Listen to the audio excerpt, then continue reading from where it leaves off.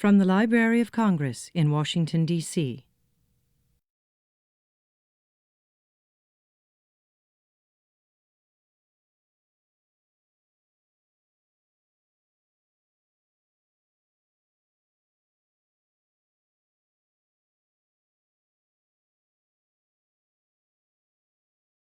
Good afternoon and welcome to today's program. We're so pleased that we have standing room only. We tip our hats to the Washington Post.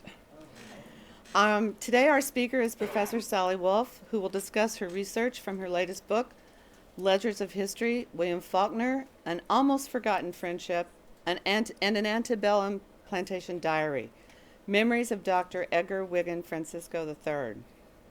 Before I go any farther, I need to remind you to turn off your cell phones. I'm Kay Ritchie, cataloger in the literature section of the U.S. General Cataloging Division, one of the sponsors of today's program. As a side note, I'm also the person who cataloged Professor Wolff's book, just as a little note. The other two sponsors are the Humanities and Social Science Division and the Poetry and Literature Center. I'd like to give a special thanks to the other two staffers who helped me make this program happen. Abby Yockelson, reference librarian in HSS, and Rob Casper, head of the Poetry and Literature Center. I'd like to note here that following Professor Wolff's presentation, we will have time for questions from the audience. Following that, we'll have book sales and book signing. There are just a few books left, though. Please note also that today's program is being filmed for future library webcast, and that it will include filming the questions and answer portion of the program. Our speaker, Sally Wolff, is professor of Southern Literature at Emory University. She holds a PhD from Emory and is the author of several other books, along with numerous scholarly articles and essays. Her book has received very positive reviews, including a review written by Patricia Cohen for the New York Times. In addition, Dr. Wolff was interviewed on National Public Radio's All Things Considered, which aired February 11th of last year. And now, please join me in giving a warm welcome to Professor Sally Wolff.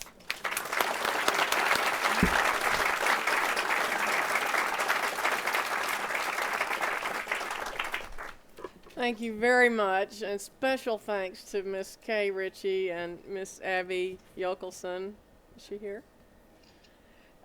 For reading the book and noticing it and inviting me. And if you're trying to copyright a book, you should know that Miss Ritchie does read the books. She doesn't just stamp them approved. She reads every word. Also, I want to acknowledge a few people. My mother flew from Southeast Arkansas to be here today. Elaine Wolff, would you wave?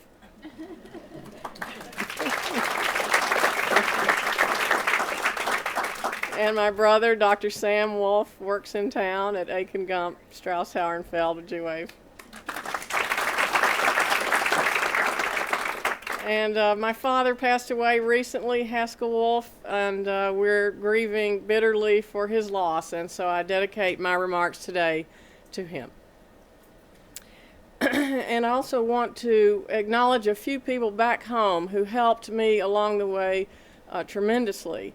Helped me along the way. Dr. Floyd C. Watkins, who is deceased, was my PhD dissertation director and taught Faulkner well.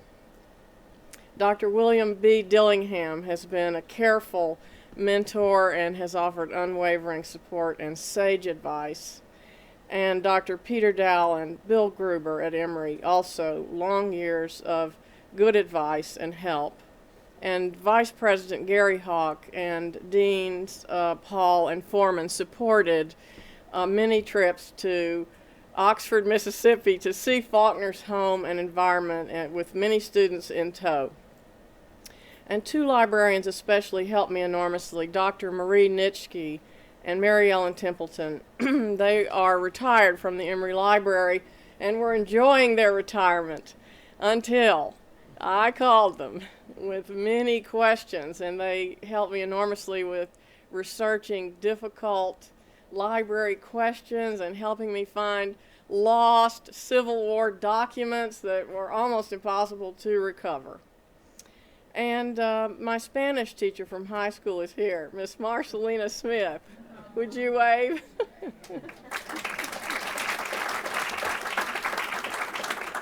Gracias a Dios, I don't have to give this lecture in Spanish. So, also I wanted to acknowledge Susan Henry Crow from the chaplain's office and Steve Ennis, formerly of Emory and now of the Folger Library. So thanks to you all for being here. The number of other friends in the audience, thank you very much for coming a long way to hear this. And I want to introduce electronically Dr. Edgar Wiggin Francisco III. I'll tell you who he is. He lives in Atlanta now, and that's where I met him. He has 1 of 6 degrees from Emory University. The others, Rhodes College in Memphis, Georgia Tech, master's degrees from those, master's and PhD from Yale University in economics.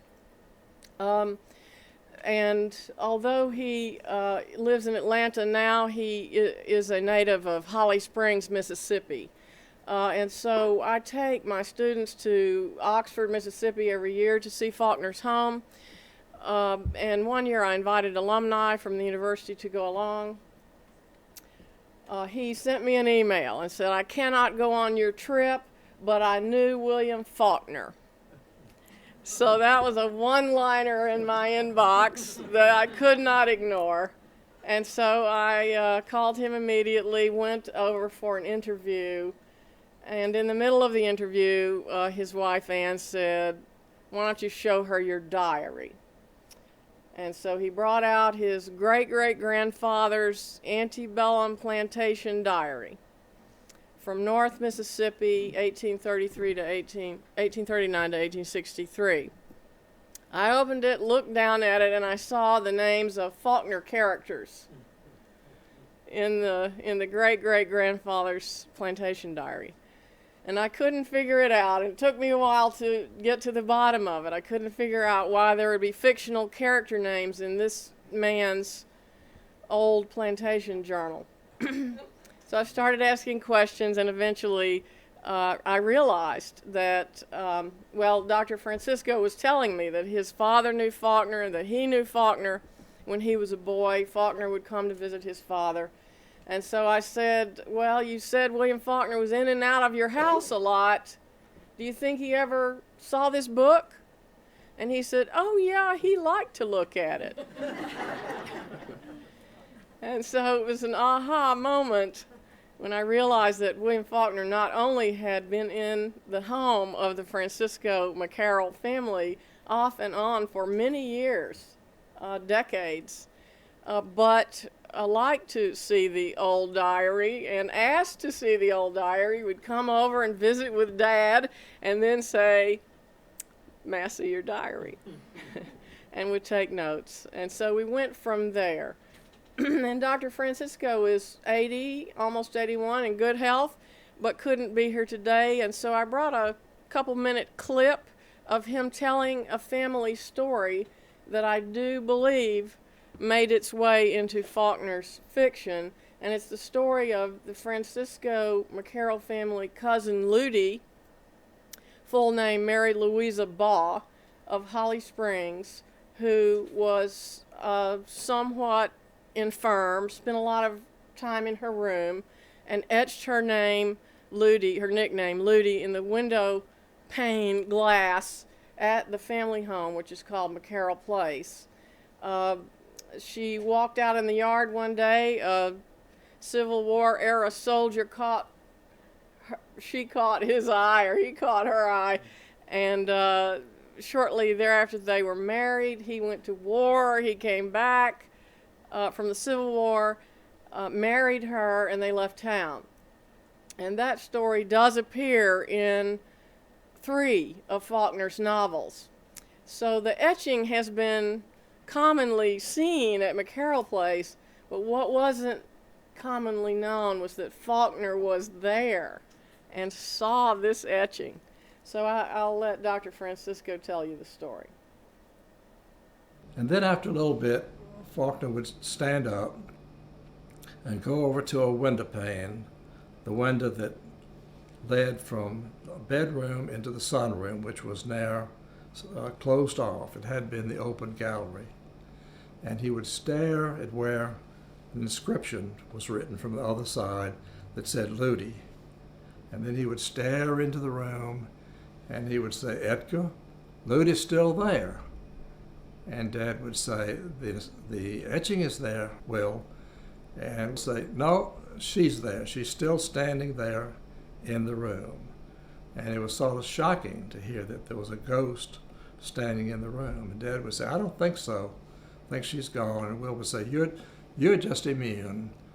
You don't see the ghost, but I see the ghost. Nothing in this house has changed in 100 years.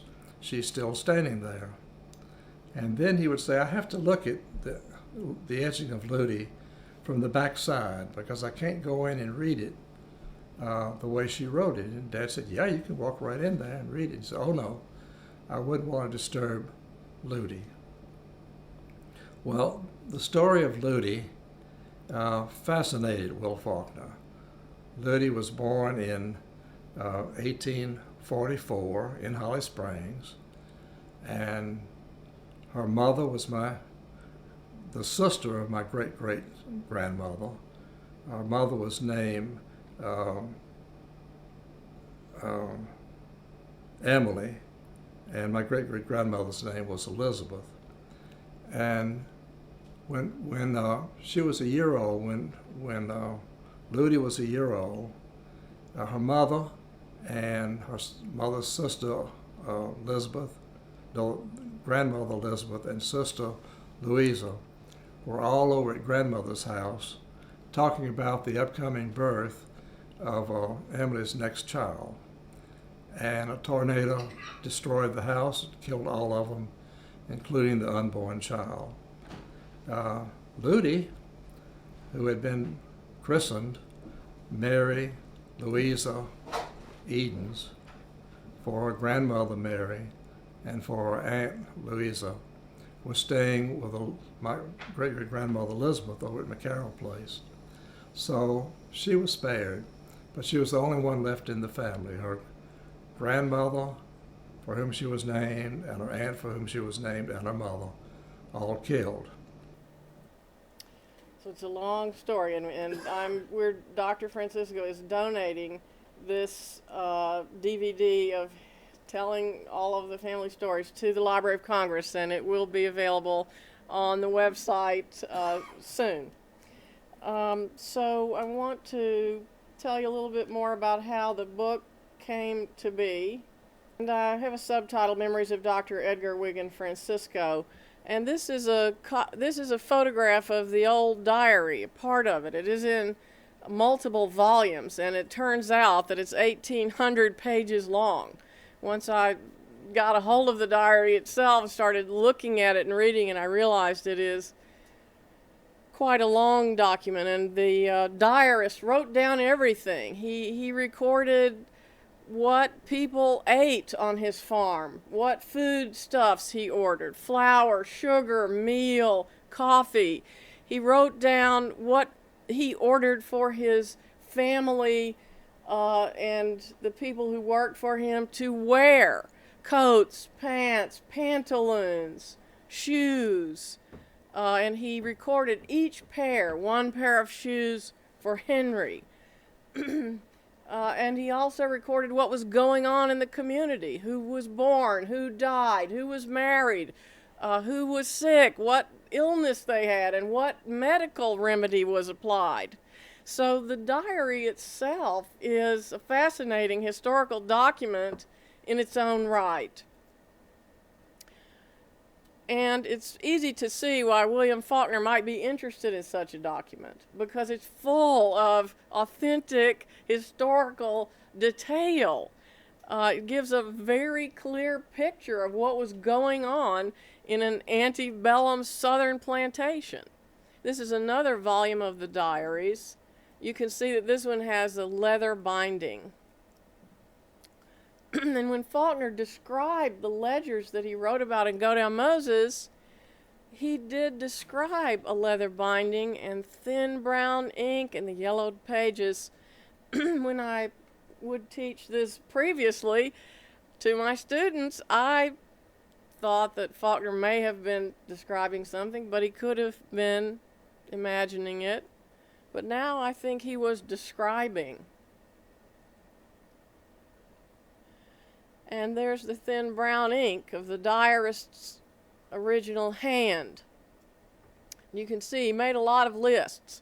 Didn't make all lists, but he did make a lot of lists. But then there are some passages that are text. He would write paragraphs describing community life. Very rarely did he describe his own emotional life. Occasionally he would. He had a very young infant son who died. He did write in the diary how sorry he was to have lost that child. So, a few snaps of a portrait of what the diary really looks like in its original form. The family gave the original diaries to Chapel Hill in 1946. They are there. They are part of the Southern Historical Collection. They have been there since 1946, but it was impossible to know. Other scholars have looked at them, scholars who were studying antebellum plantation diaries, of which there are a great number, and they're all very similar. But other scholars have looked at these diaries, but there was no way to know that William Faulkner had been there, that he had seen these texts. So it's not at all surprising that no one realized that Faulkner could have drawn from them, since it was a hidden fact that he had ever seen them. These names appear in the next about 10 or 12 slides, are similarities between the diary writing and William Faulkner's writing. All of these names appear both in the diary and in William Faulkner's stories and novels. Across novels, across texts, across the major novels, Sound and the Fury, Absalom, Absalom, The Unvanquished. Then it's a little bit too soon to say, oh yeah, well, just because he used names like Henry and Rose and Isaac and Sam, that doesn't mean he drew them from these sources. But some names are less common. Worsham, for example, is not a common name. And the Boone Indians is pretty particular. And in Go Down Moses, Faulkner has a character named Boone, and he is an Indian.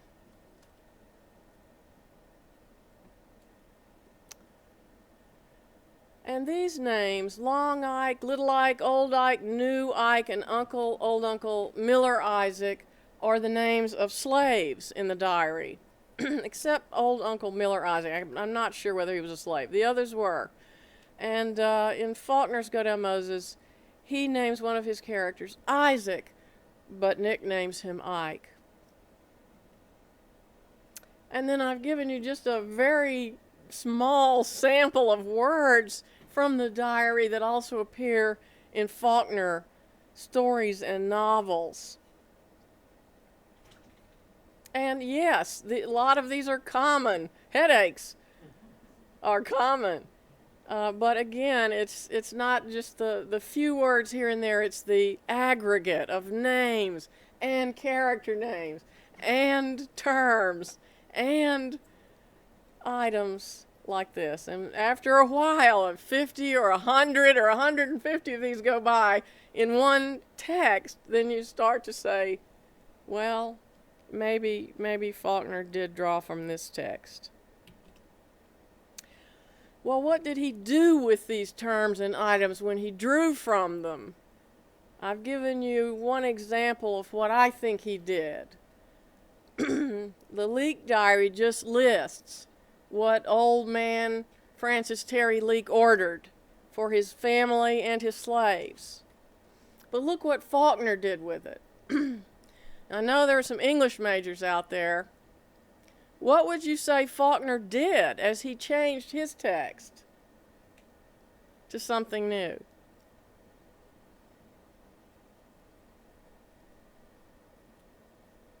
What do you think? Anybody? Adaptation? Yes, he adapted it. He did change it and adapted it. Anyone else? It's descriptive. Yes?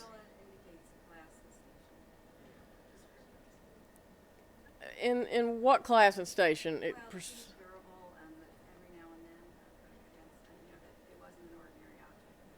Yes, yes. Now and then a coat against the rain and cold. So that does indicate, I think, that this person didn't have a coat all the time. Now and then. So what does that, when Faulkner's very good at doing this kind of drawing something out, what would you say he drew out in his example? Yes. Yes, exactly. So we can almost feel that chill of a cold, rainy day with no coat. And again, a few other very common terms for the era of the diary, but we do see them appearing in Faulkner short story titles.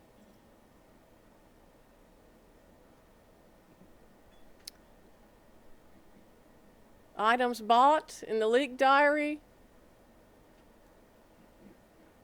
translated just a little bit in Faulkner's novel. The use of the possession in naming who a slave belongs to shows up in Faulkner's novel. And some slave situations show up in the diary and then in Faulkner's novel. So, after some analysis and thought, I believe that Faulkner was trying to bring back these situations, to show what was happening in a slave's life, and to memorialize a forgotten people.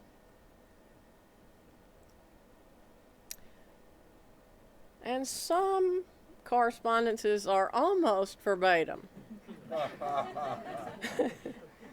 But, English majors, what did Faulkner add to his that the diary doesn't have? Simile, a comparison using like or as. So it's not surprising, right, that a Nobel laureate to be would use a simile, literary device.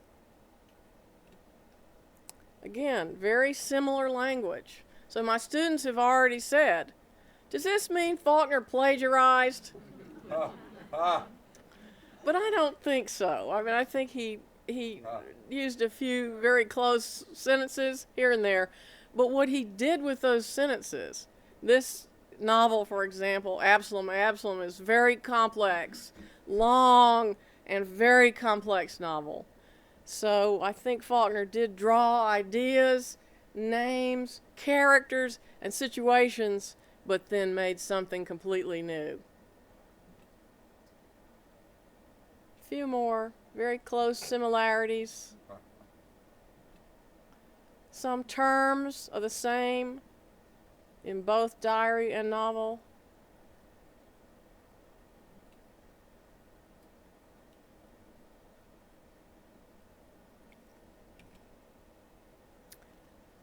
And some situations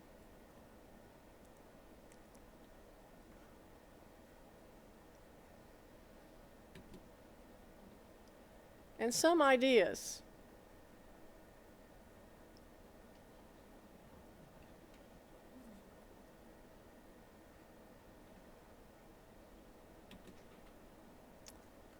And Go Down Moses has a long debate that is well known for people who study the book, and the diary has a similar debate.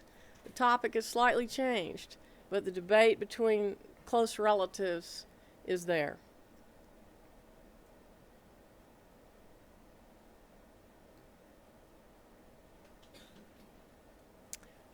So I brought a few quotations from Faulkner that I think indicate kinds of things he would say when people asked him about his sources. And he liked to say that he didn't do any research at all. But I think that, at least in the leaked diary and a few other cases, we can tell that he did. And this is McCarroll Place, the family home of the Francisco and McCarroll families. It's in Holly Springs. The sign out front says 1834, but the house construction began in 1833.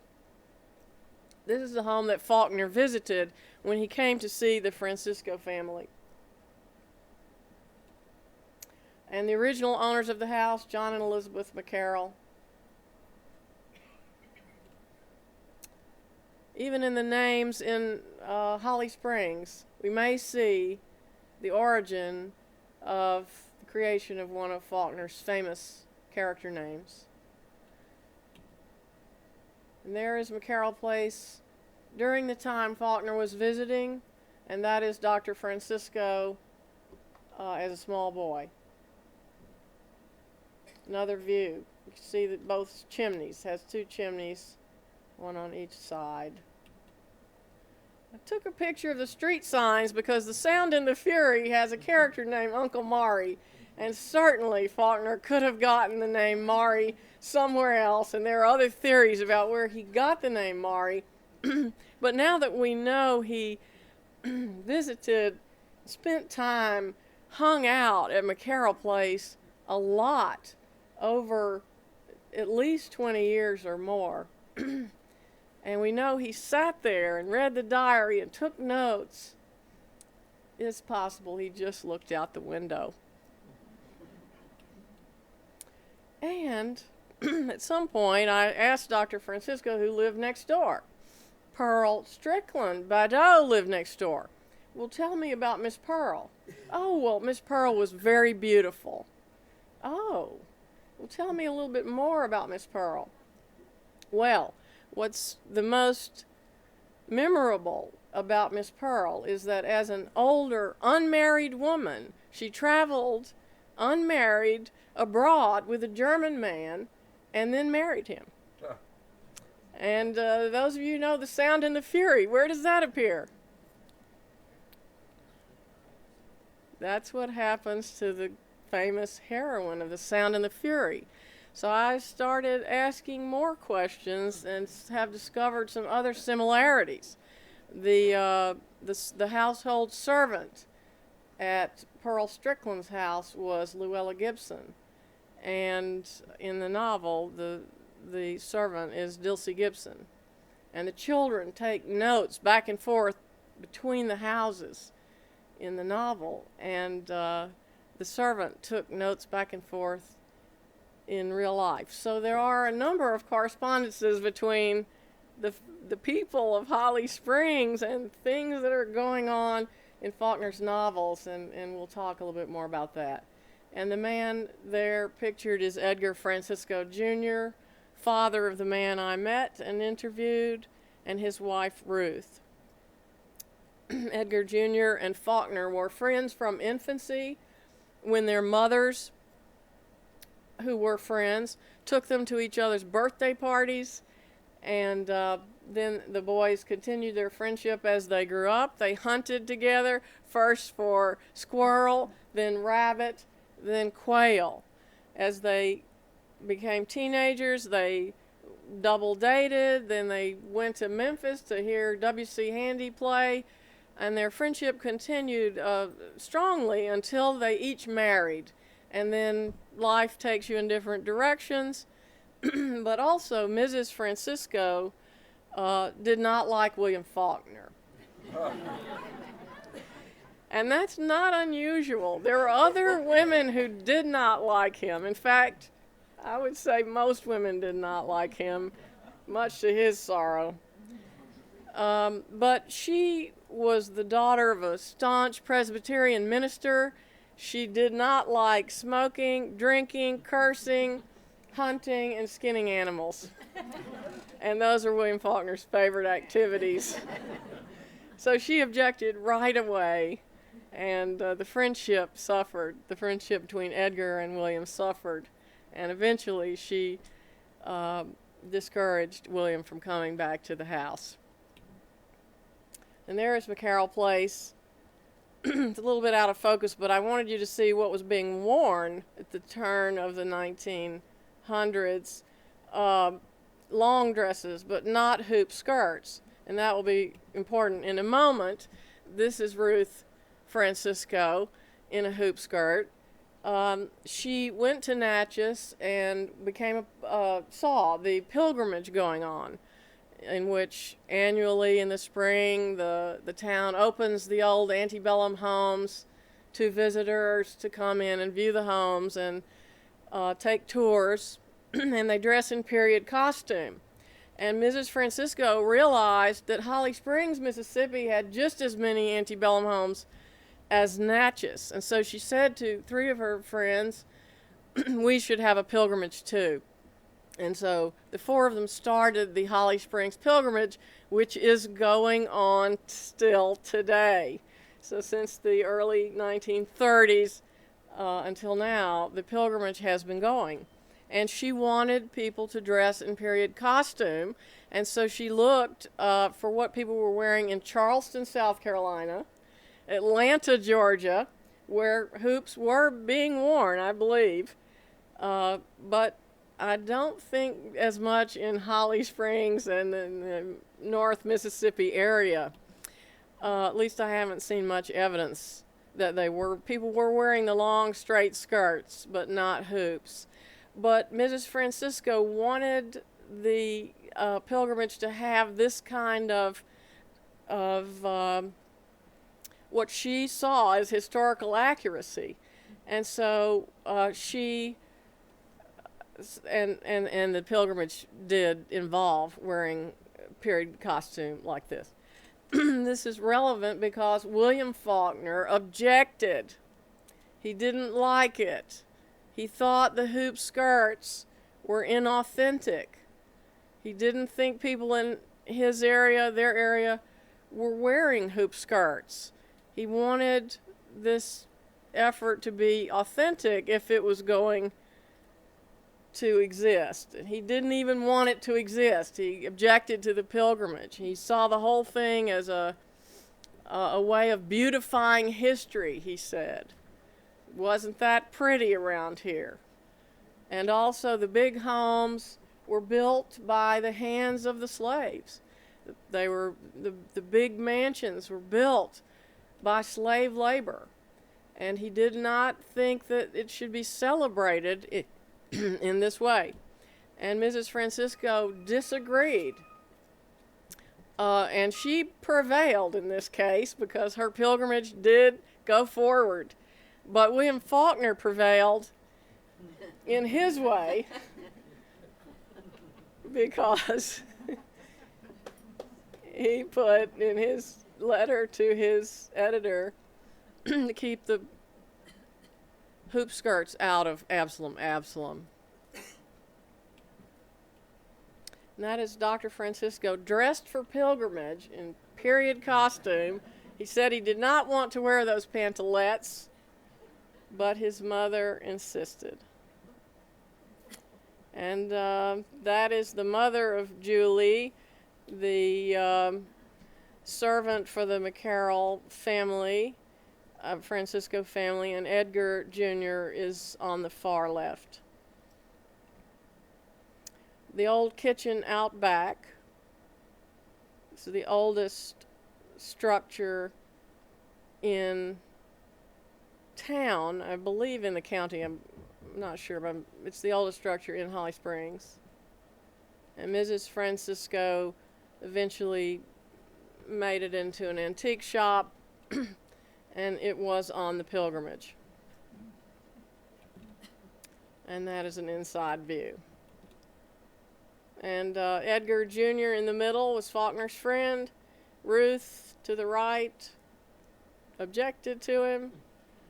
And Mrs. Edgar Francisco III and Ruth Francisco on the left. A few more shots from the family album. Edgar Jr. on the left, Mrs. Francisco next to him.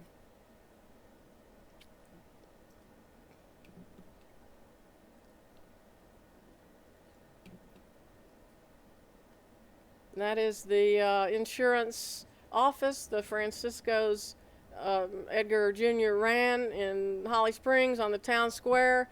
William Faulkner would come to visit when he was no longer welcome at the house.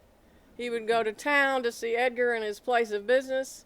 He would walk up the stairs and into Edgar's office, and they would sit and talk. One of the mansions of Holly Springs, Walter Place. We know that Faulkner was there. He had dinner there with his wife Estelle.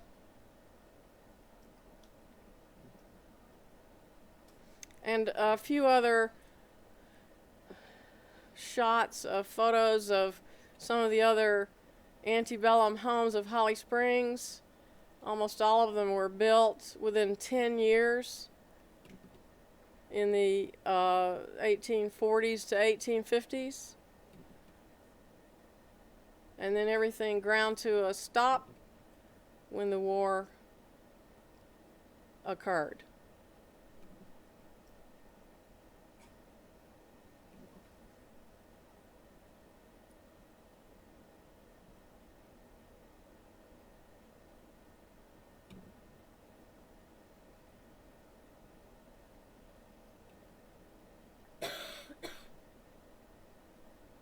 So there's a lot of history in Holly Springs, a lot of pre-Civil War history. Faulkner was very interested in that era, that time period.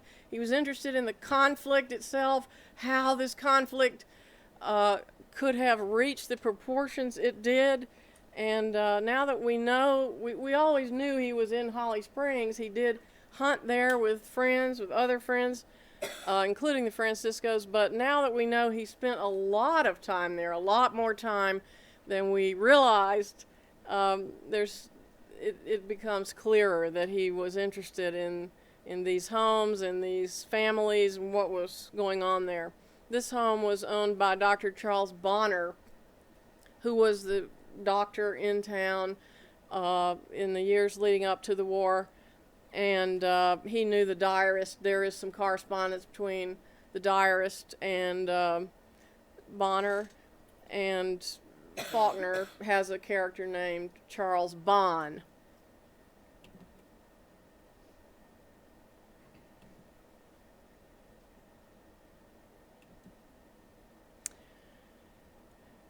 And now we're back to Ludi, the story of the etching on the window pane. I just want to say a few more words about it. This was her father, Richard Baugh, who was mayor of Memphis from 1857 leading up to the war in 1861. He had moved Ludi to Memphis when her mother died in the tornado. But she was a teenager by this time, and he wanted her to have family life and have a maternal role model, so he sent her, and he was worried about the onslaught of the war, so he sent Ludi back to Holly Springs to live with her aunt and uncle John and Elizabeth McCarroll. So Ludi was at McCarroll Place during the war. She was supposedly frail, and I'm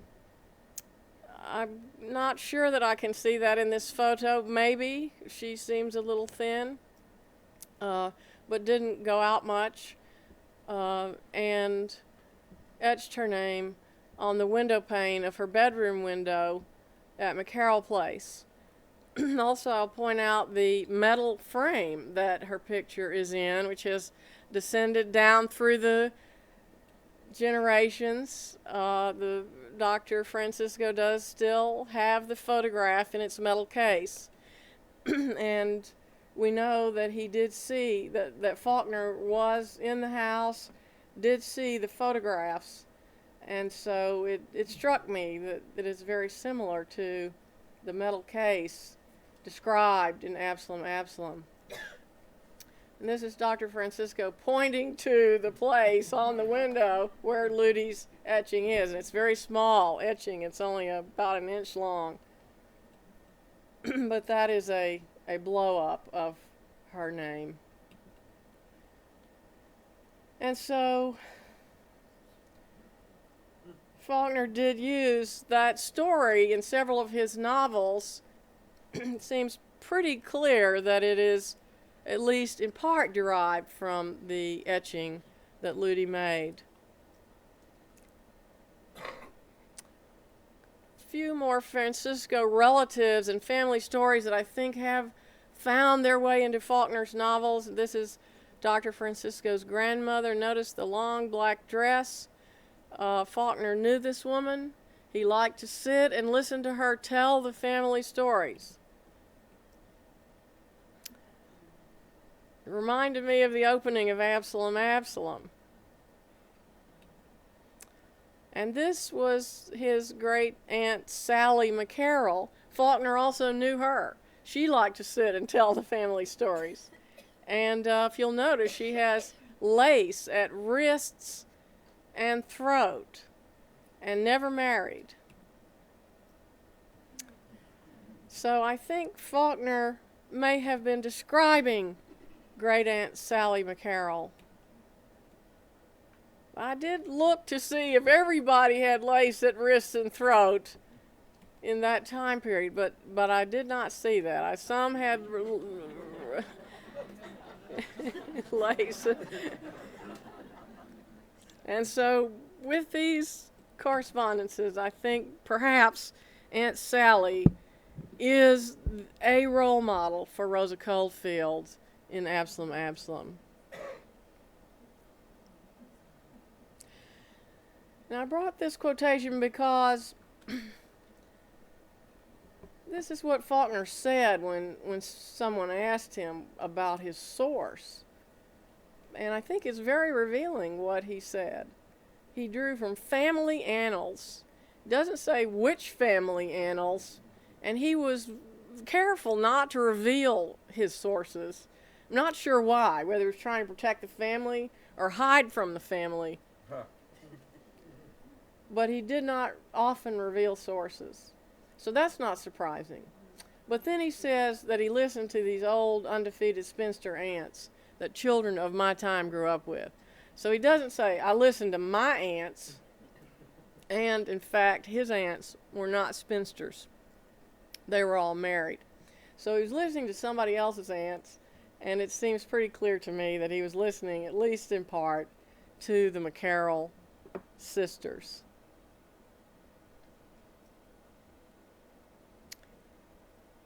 And again, people ask him where you get your ideas. And I think this is revealing too.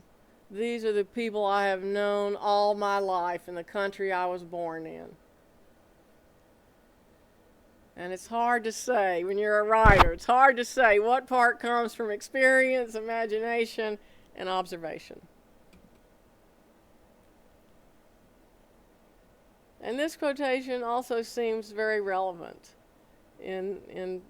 as a way of looking at how Faulkner created, how he crafted his stories. And I like this one too because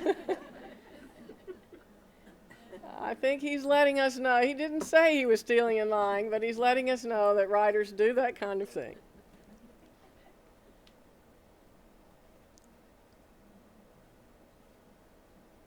And so in these last quotations, I think it's clear that Faulkner, it seems to me clear that he was telling the truth.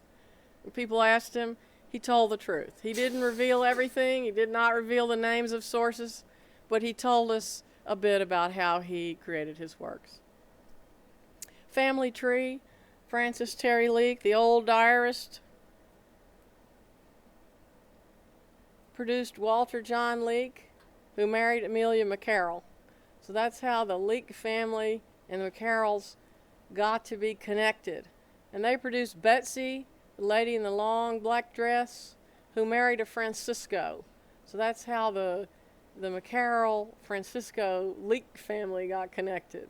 And they produced Edgar Jr., Faulkner's friend, and Ruth Bitzer, and they produced Edgar III, the man I met. And that is the rocking chair that William Faulkner sat in when he came to visit his good friend Edgar. And that is Dr. Francisco in the middle of telling a family story. These stories have now been passed down through several generations, and you can tell by the look on his face that he is intent on preserving that good old Southern oral tradition. So with that, I'll stop and take a few questions. If you have questions, I'll be glad to try to answer them.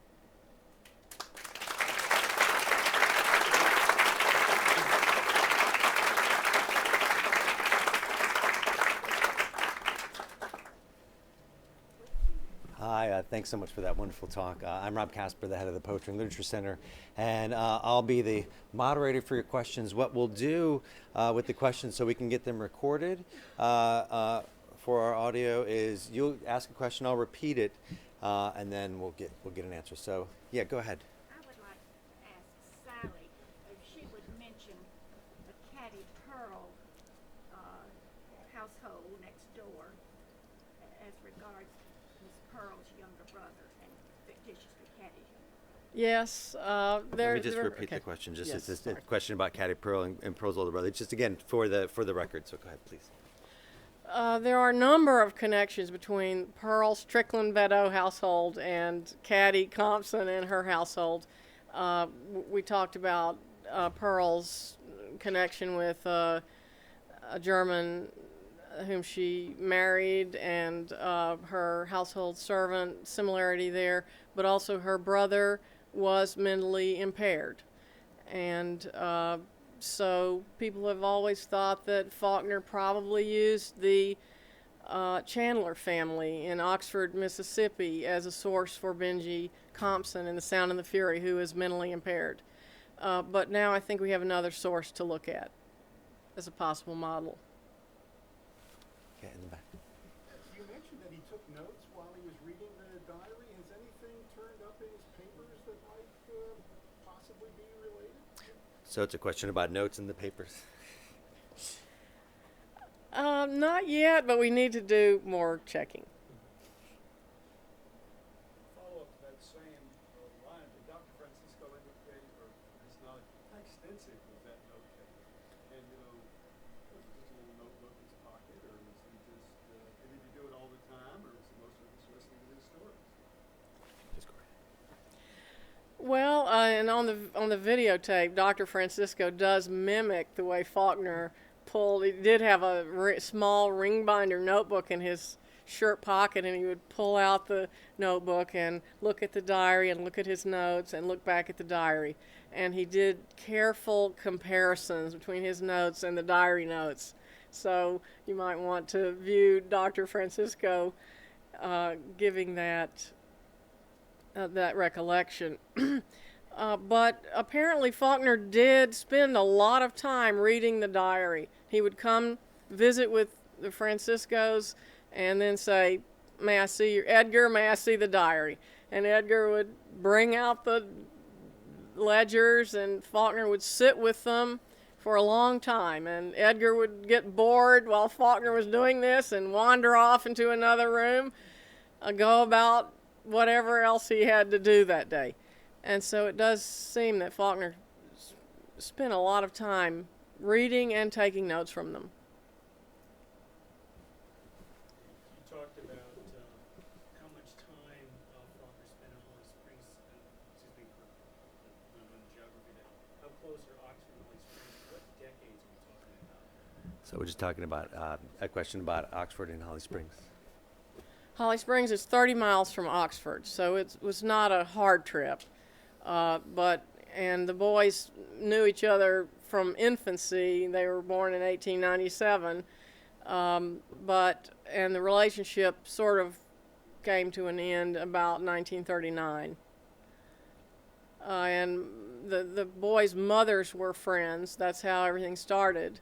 And the mothers would take the boys to each other's birthday parties, but then beyond that, Maud Butler Faulkner, Faulkner's mother, had Butler relatives in Holly Springs and would drop Edgar off when she was coming to town to visit or to go to Memphis. She would leave him for the day while she went to Memphis to do business or shop or whatever she had in mind for that day.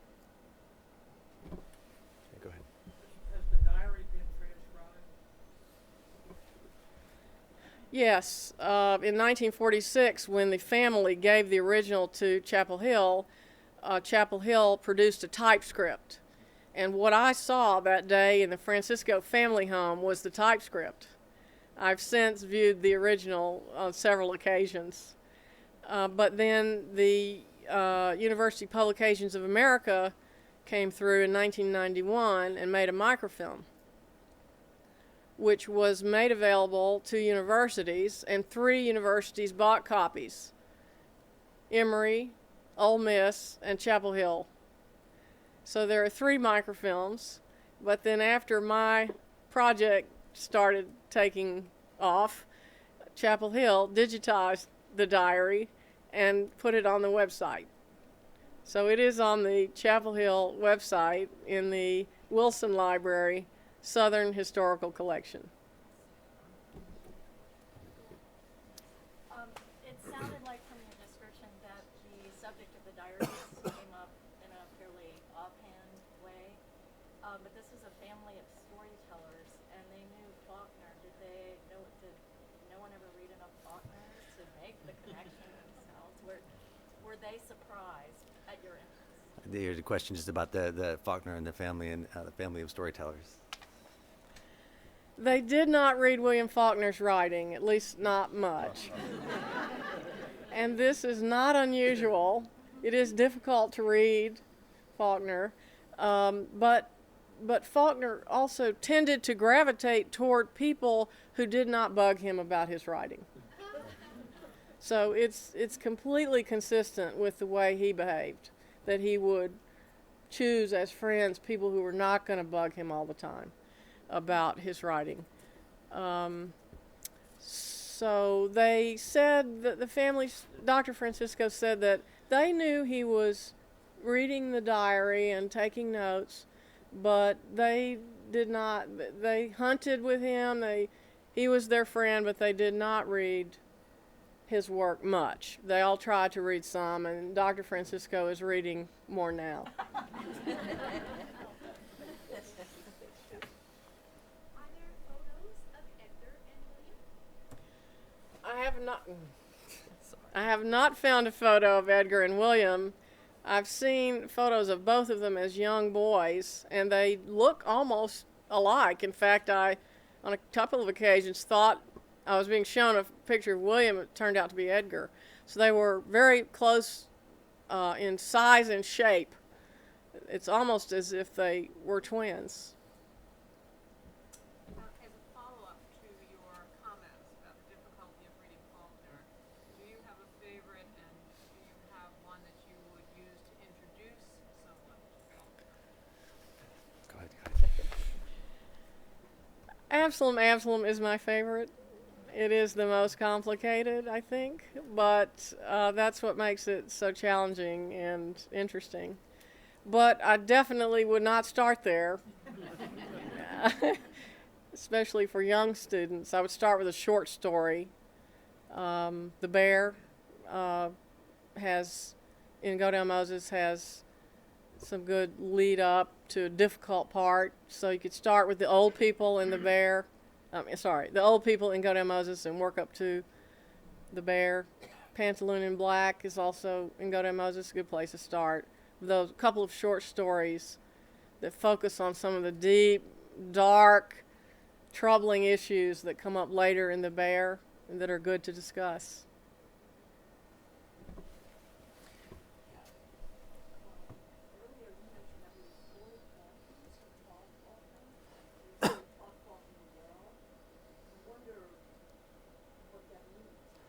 Question about an old professor.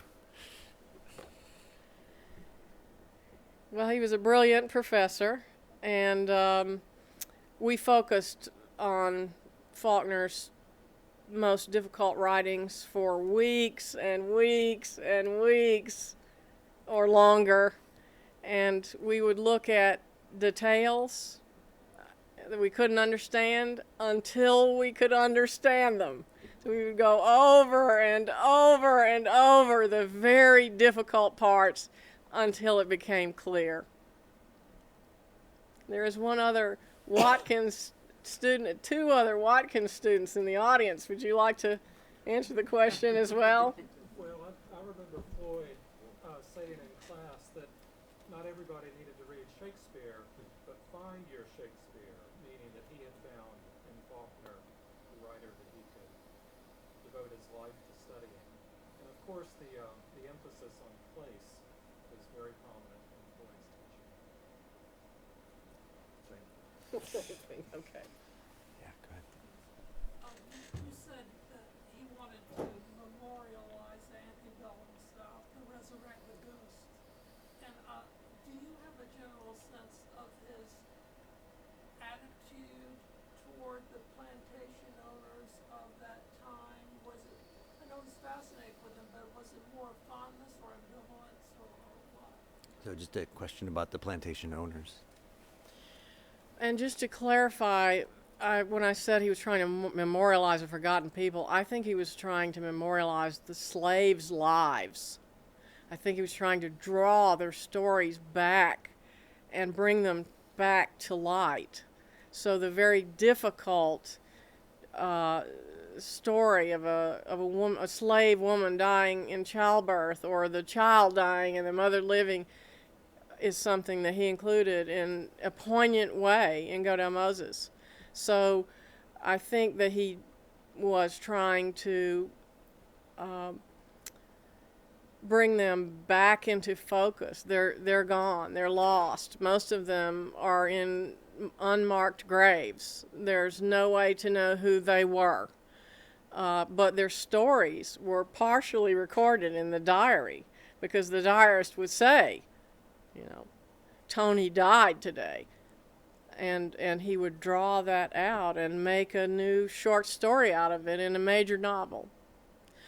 But to also go to the question of the diarist's views, Faulkner's views of the diarist, Dr. Francisco said that Faulkner did argue with the diarist. He'd be reading the diary about slavery, and he would become angry. So he would curse the diarist for presumably racist views. So it seems pretty clear that Faulkner was liberal, at least in the way he responded in this manner. Would you comment on the effect that Faulkner's cursing of Old Leak had on him as a boy, Dr. Francisco as a boy, and how his stories ended up in some of the stories too? Dr. Francisco did tell me about midway through working on our book that he recalled one day when Faulkner was reading the diary and mad at the diarist and cursing the old man. Edgar III, as a young boy, became agitated because he thought it meant that Faulkner was mad at him.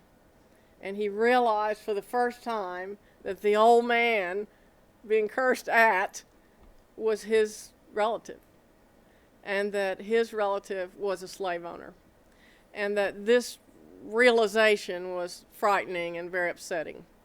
And he ran to the bathroom and locked himself in, and it took a while for Faulkner and his father to coax him out. And that may be the origin of, or the model for, the young boy Isaac in Go Down Moses, who has a similar emotional experience when he realizes that he is in a family who owned slaves. Just maybe another question or two. Yeah, go ahead. We noticed on the family tree you showed the name Vardaman, which of course from As I Lay Down. Have you done any research or anything into the real life? Was it Myrtle Vardaman?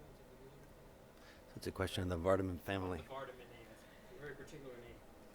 And the Vardamans were in Dr. Francisco's wife's family, and she's from Florida. And we've been looking and trying to see if there's a connection. Haven't established one yet. Probably that the Faulkner Vardaman was named for the Mississippi Vardamans. Any other questions? Well, thank you for being such a great audience. Thank you for an amazing presentation. This has been a presentation of the Library of Congress. Visit us at loc.gov.